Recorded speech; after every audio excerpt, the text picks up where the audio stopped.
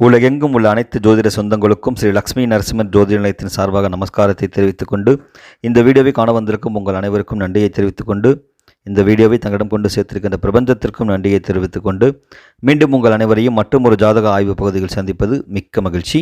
இன்று நாம் காண இருக்கும் தலைப்பு குழந்தையால் கோடீஸ்வரம் யோகம் அடைபவர் யார் அப்படின்ற ஒரு தலைப்பில் இன்றைக்கி நம்ம ஒரு ஜாதகத்தை பார்க்க இருக்கிறோம். பொதுவாக ஒரு குழந்தைய பிறந்த உடனேயே அதோட தாய் தந்தையர்களுக்கு ஒரு ஆர்வம் இருக்கும். இந்த குழந்தைக்கு எப்படி இருக்கட்டும், அதனால் தாய்க்கும் தந்தைக்கும் எப்படி இருக்கும், யோகம் இருக்கா அப்படின்றது பொதுவான எல்லாருடைய கேள்வியாக இருக்கிறது. அப்படி ஒரு ஜாதகர் தன்னுடைய குழந்தைய பிறந்ததுக்கு ஒரு வருஷம் கழித்து அவர் ஜாதகத்தை எழுதணும் அப்படின்னு சொல்லி வரும் பொழுது இந்த கேள்வியை முன் வச்சார். அவருக்கு எப்படிப்பட்ட அமைப்பு இருந்தது, அதுக்கு தொடர்புடைய மூல நூல் சொல்லுகின்ற பாடல் என்ன, அதுக்கு எப்படி யோகா அமைப்பு இருக்குது அப்படின்றத அவருக்கு விளக்கி சொன்னோம். அந்த குழந்தையோட தந்தை பார்த்திங்க அப்படின்னா இந்த குழந்தைய பிறக்கிறதுக்கு முன்னாடி ஒரு ட்ராவல்ஸில் டிரைவராக வேலை பார்த்துட்டு இருந்திருக்கிறார். அதாவது வாடகை வண்டி ஓட்டிகிட்டு இருந்திருக்கிறாரு, ட்ராவல்ஸு டூர்ஸ் எல்லாம் போகிற மாதிரி. குழந்தை பிறந்த உடனே பார்த்திங்கன்னா ஒரு வருஷத்தில் சொந்தமாக ஒரு வண்டி வாங்கி இருந்தார். அப்போ அவர் பார்க்கும் பொழுது அவருக்கு மேற்கொண்ட பலன்கள் சொன்னோம். வரும் திசை அவருக்கு ரொம்ப சிறப்பாக இருக்கிறது. குழந்தையால் யோகம் பெறுகின்ற அமைப்பு ஜாதகத்திற்கு இருக்குது. இந்த ஒரு 10 வருஷ காலம் உங்களுக்கு நல்லா இருக்க போகுது, அதனால் அந்த வாய்ப்பை பயன்படுத்தி கொள்ளுங்கள் அப்படின்னு சொன்னோம். அதே மாதிரி அவருக்கு பார்த்திங்கன்னா அடுத்தடுத்து நிறைய வண்டி ஓட்டி நல்லபடியாக சம்பாதிச்சு அடுத்து ஒரு 2 கார் வாங்கினார்.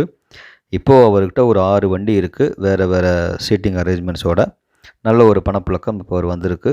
சொந்தமாகவே 6 வண்டி வாங்கி அவர் பார்த்துட்ருக்கிறார்.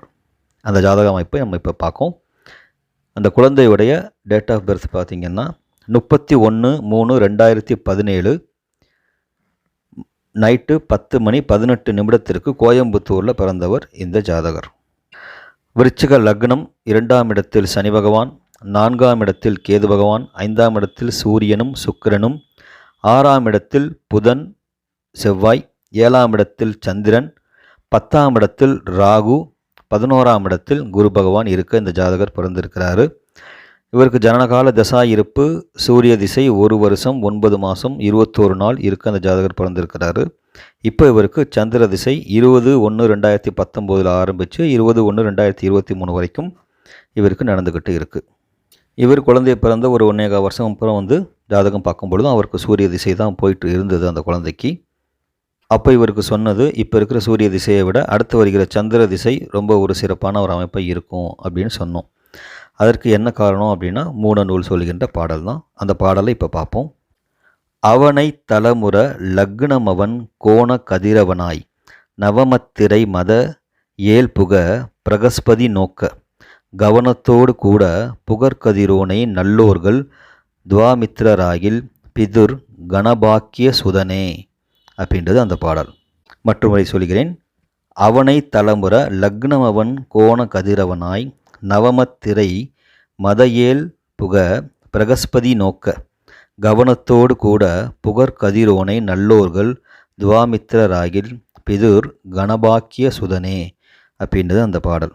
அந்த பாடலுடைய சாராம்சம் பார்த்திங்கன்னா, லக்ன திரிகோணத்தில் சூரியன் இருந்து 9ஆம் அதிபதி 7ஆம் இடத்துல இருந்து சூரியனையோ 9ஆம் அதிபதியையோ குரு பகவான் பிரகஸ்பதி என்கிற குரு பகவான் பார்த்துட்டாங்கன்னா அவங்களுக்கு நல்ல புத்திரம் அமையும். மேலும் தந்தைக்கு கணபாக்கியத்தை கொடுக்கிற புத்திரன் கிடைப்பான். சுதனே அப்படின்னா மகன்.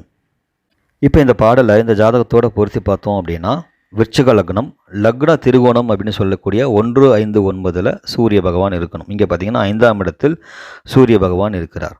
அடுத்தது 9ஆம் அதிபதி 7இல் இருந்து, 9ஆம் அதிபதி யார்? விருச்சிக லக்னத்திற்கு சந்திரன். அவர் 7ஆம் இடத்தில் இருக்கிறார். எப்படி இருக்கிறாரு? உச்சமாக இருக்கிறார்.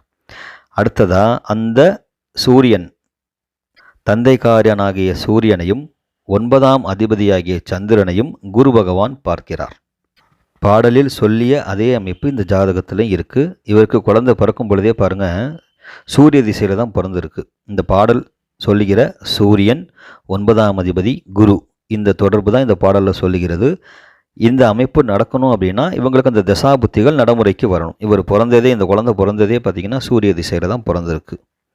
அதனால தான் இவருக்கு குழந்தை பிறந்த உடனேயே பார்த்திங்கன்னா வாடகை ஓட்டிகிட்டு இருந்தவர் நல்லபடியாக ஒரு அமைப்பில் சொந்த வண்டி எடுத்து ஓட்ட ஆரம்பித்தார். இப்போ நல்லபடியாக போயிட்டுருக்கிறாரு. அப்போ சந்திர திசையும் அடுத்தவருக்கு ஸ்டார்ட் ஆக போகுது. 9ஆம் அதிபதி திசை, அவர் உச்சமாக இருக்கிறாரு, குருவும் பார்த்து கொண்டே இருக்கிறார். அப்போது இந்த அமைப்பு இவருக்கு மென்மேலும் பல வளர்ச்சிகளை தரும் அப்படின்னு நம்ம சொன்னது இப்போ நடந்துக்கிட்டு இருக்குது.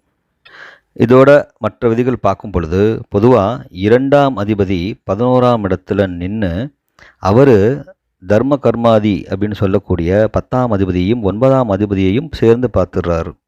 அப்போது 2, 9, 10, 11 அப்படின்ற தொடர்பு இந்த ஜாதகருக்கு இருக்குது. மேலும் அந்த 2ஆம் அதிபதி லக்னாதிபதியுடைய சாரத்தில் இருக்கிறார். அப்போது இந்த ஜாதகர் கோடீஸ்வரனாக வாழ்வதற்குண்டான அத்தனை அம்சங்களும் இந்த ஜாதகருக்கு இருக்குது. அப்போ இவர் பிறந்த உடனே அந்த அம்சம், அந்த யோகம் தந்தைக்கு வருகிறது. அதற்கேற்ற மாதிரி அந்த திசையும் நடந்து கொண்டே இருக்கிறது.